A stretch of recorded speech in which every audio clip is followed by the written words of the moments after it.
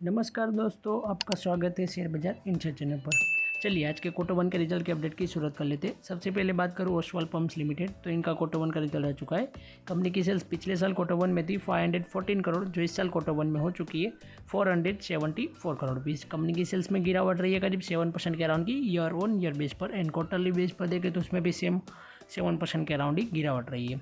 Company का net profit देखें तो पिछले साल क्वार्टर वन में था 95 करोड़, जो इस साल क्वार्टर वन में हो चुका है 54 करोड़ रुपीज़। कंपनी के नेट प्रॉफिट में भी गिरावट रही है 43% की ईयर ऑन ईयर बेस पर, एंड क्वार्टरली बेस पर देखें तो उसमें भी 41% की गिरावट रही है।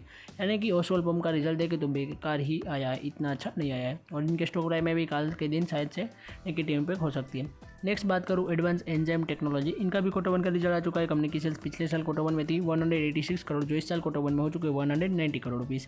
कंपनी की सेल्स में ईयर ऑन ईयर बेस पर करीब 2% की ही तेजी रही है, एंड क्वार्टरली बेस पर देखें तो गिरावट रही है 6.40% के अराउंड की। कंपनी का नेट प्रॉफिट पिछले साल क्वार्टर वन में था 40 करोड़, जो इस साल क्वार्टर वन में हो चुका है 39 करोड़ रुपीज़। इसमें भी गिरावट रही है 2.5% के अराउंड की ईयर ऑन ईयर बेस पर, एंड क्वार्टरली बेस पर देखें तो उसमें भी 13% के अराउंड की गिरावट रही है। यानी कि एडवांस एंजाइम टेक्नोलॉजी का रिजल्ट देखें तो इतना अच्छा मुझे नहीं लगा है। अब इनके स्टॉक प्राइस में क्या इसकी इम्पैक्ट होती है वो कल के दिन हम जरूर देखेंगे।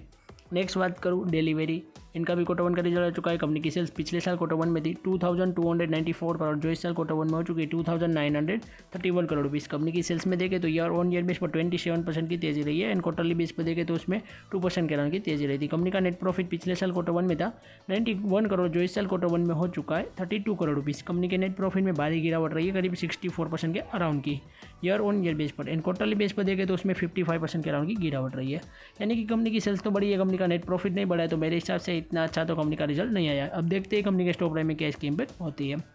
नेक्स्ट बात करूँ अतुल ऑटो लिमिटेड, तो इनका भी क्वार्टर वन का रिजल्ट आ चुका है। कंपनी की सेल्स पिछले साल क्वार्टर वन में थी 152 करोड़, जो इस साल क्वार्टर वन में हो चुकी है 218 करोड़ रुपीज़। कंपनी की सेल्स में ईयर ऑन ईयर बेस पर करीब 42% के अराउंड की तेजी रही है, एंड क्वार्टरली बेस पर देखें तो उसमें 9% के अराउंड की गिरावट रही है।